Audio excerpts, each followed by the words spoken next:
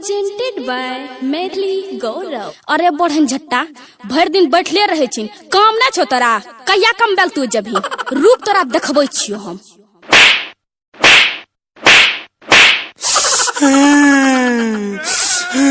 ओ बाप गे बढ़न झट्टी के शट क्या हुआ तुमको दोस्त?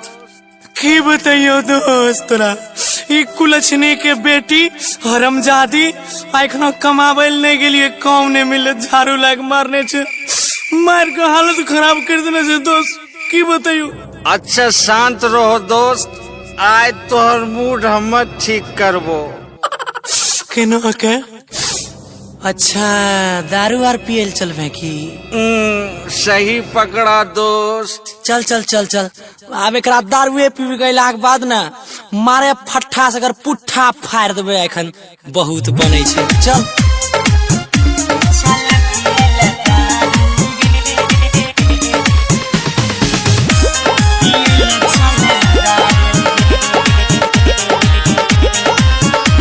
रे भाई सुन, पियला चल दारू गे, पियला चल दारू गे, पियला चल दारू गे, पियला चल दारू गे।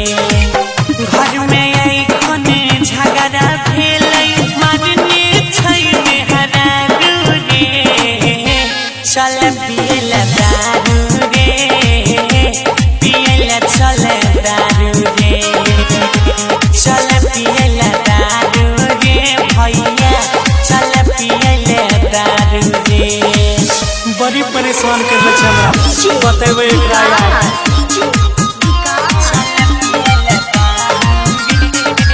गणपति रिकॉर्डिंग स्टूडियो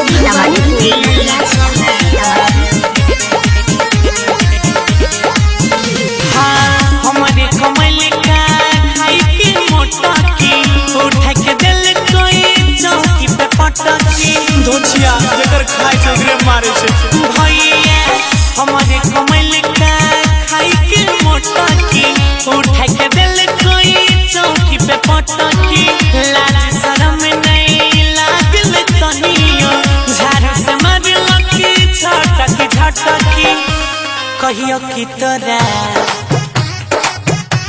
कहियो की तोरा,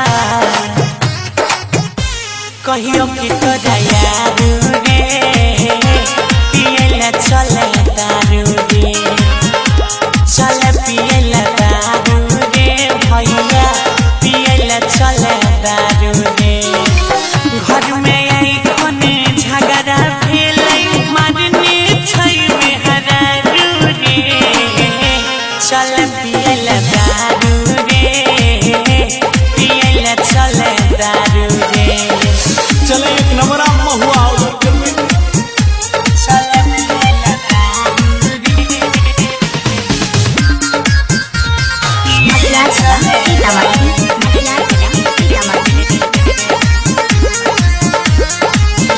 हाँ, मुखिया सबके घर बोलैबै, अगुओ सर पे बैठ के बैठैबै, सारा भोग मारबै रे। सुन ले मुखिया सबके घर बोलैबै, अगुओ सर पे बैठ के बैठैबै, सुने रंजित कुंदन गौरव रखबै ने मौगी के घर से बैठैबै, सुने रे अजय,